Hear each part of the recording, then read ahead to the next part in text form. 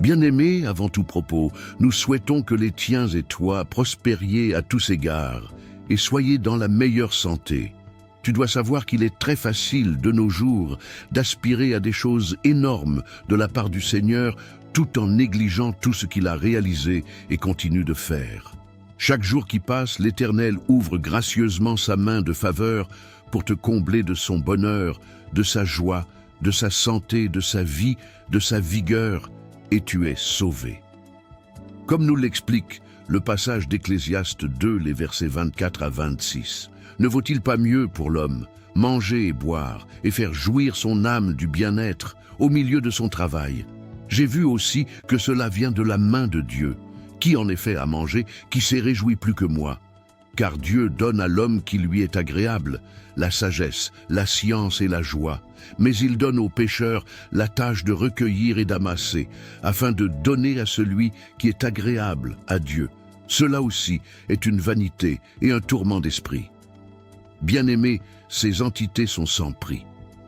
La preuve simple qu'elles sont sans prix est que des personnes dépensent des fortunes pour se soigner ou pour procurer des soins à un tiers, mais sans avoir recours au guérisseur par excellence, qui est le Seigneur Jésus-Christ, le Dieu Tout-Puissant, elles n'obtiennent pas gain de cause. D'autres, sentant leur fin proche, peuvent avoir recours à diverses pratiques pour échapper à la mort. Ils ignorent que c'est l'Éternel qui tient la vie de tout être vivant entre ses mains. C'est suivant l'ordre de l'Éternel que leur souffle est repris, comme nous le dit les passages de Luc 12, verset 20. Mais Dieu lui dit, « Insensé, cette nuit même ton âme te sera redemandée, et ces choses que tu as préparées, à qui seront-elles » Et Job 12, les versets 9-10. Qui ne sait, parmi tous ces êtres, que la main de Yahweh a fait ces choses, qu'il tient dans sa main l'âme de tout ce qui vit, et le souffle de tous les humains? D'autre part, ces entités ne sont point faites pour qu'on les recherche avidement, car Dieu ouvre gracieusement ses mains pour les renouveler dans la vie de ceux qui le servent avec crainte, dévotion et amour. Pour toi, vaut-il la peine de courir après des prodiges et brandir des listes de ce que tu penses que l'Éternel n'a pas encore réalisé? Non, tu dois avoir un cœur plein de reconnaissance. Tu dois toujours savoir dire merci à Dieu pour ses bontés, ses merveilles et sa protection qu'il déploie continuellement autour de ta vie. En le faisant, le Seigneur t'épargne de nombreuses tracasseries, d'un joug très pesant comme il est écrit dans Matthieu 11, les versets 28 à 30.